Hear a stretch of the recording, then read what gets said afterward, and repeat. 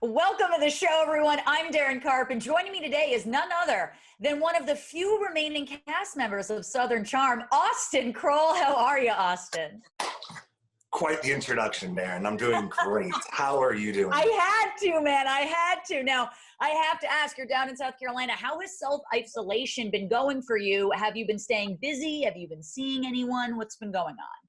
Yeah, so something that I've talked about a lot is the fact that every state has different laws, right? South Carolina and Charleston is not New York or LA or wherever someone might be from, and they get angry if they see me with Craig or with Madison and our, rules and such are different. And so for a while there, parks and such were closed, but then when they opened, back up, people are out and people are about. Right. Basically, the only thing that was different was restaurants and bars being closed, which was a great, nice time to take, a beat, a tick to kind of. And so other than that, just trying to stay busy and focus on other things kind of business-wise. So. Well, speaking of business and bars, have you been taking this time to sort of perfect your beer? And when are we going to see King's Calling Brewing beers outside of South Carolina? I'm in New York. I want some. I know. Right. So I'm going to try and streamline this answer as well as I can. So right now, my beer is only available on draft, right? So with this pandemic hitting, you can imagine there's not much use for draft beer anywhere. So every brewery, mine, all of your local breweries that, you love, and, even the bigger ones are taking a hit, right? Beer has an expiration date, unfortunately. So people have to take those kegs back and dump them down, the drain. Now just, you're dumping dollars down the drain. So now my main focus has been putting my product into cans, which was the plan anyways, moving into spring and summer.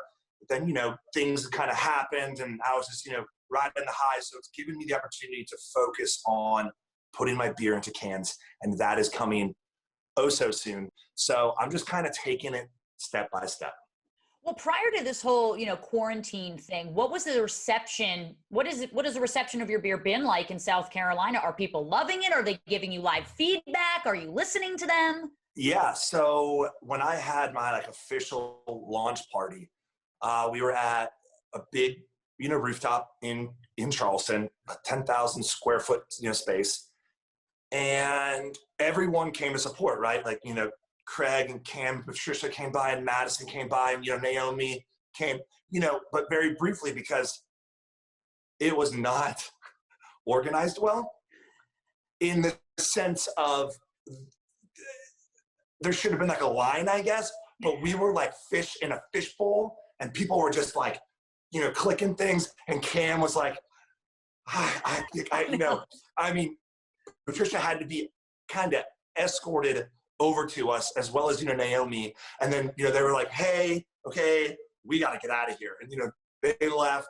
So the reception was awesome. And that whole weekend I had launch parties at all these places. And then I've kept the launch of it smaller intentionally so that when you come to town, there are these specific places that, carry it. And so it's kind of a reciprocal trade-off. So when a bachelorette group comes to town or an avid beer drinker and they're like, where's your beer? I'm like, oh, it is XYZ ABC. And they go to these bars that are high volume bars. And that was my plan for kind of the rollout of it. And then the next part of it was, cans and so on and so forth. So I guess we're moving into phase 2 with cans. Well, I'm a big beer drinker. Is King's Calling an ale, a lager? Is it hoppy? What's the profile like? How would you describe it? So all beers can be put into 2 separate categories, your ales and lagers, right?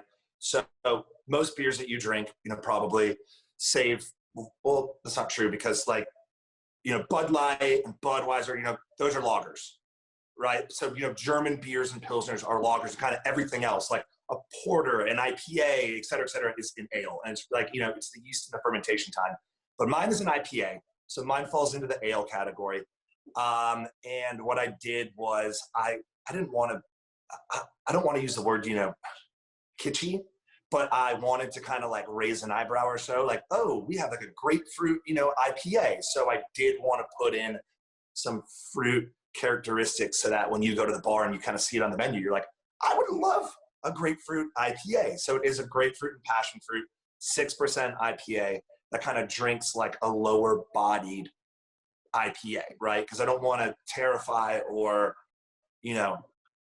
someone to have a negative connotation with the word IPA, which happens a lot. Certainly with me, I'm not a fan of IPAs normally. So. Right, because people just associate IPA with being bitter, and it's not necessarily always true. So. Is there hope to sort of transform maybe into the lager field as well, or you're just going to stay in the ale field? Well, absolutely right. So at first, I didn't want to, compete with myself, right? So as a beer salesman, you walk into bars and, hey, can I speak to the manager? Because that's the only one that can make a decision on whether or not they buy the beer or not, right? So the manager isn't there, then you're like, okay, I'll leave my card and I'll come back tomorrow, right? And it's an interesting and tricky business. So the last thing I wanted to do was compete for myself with tap handles. Like, hey, I have this really great wheat beer and this really great lager and this really great IPA. And then they're like, cool, Austin, I'd love to support you, but I'm only going to take one of them. And then you're like, oh, right. Obviously, you're not going to take, all three because you have a lot of other breweries that are competing. So began with one, and I certainly have hopes to release other flavors and so on and so forth.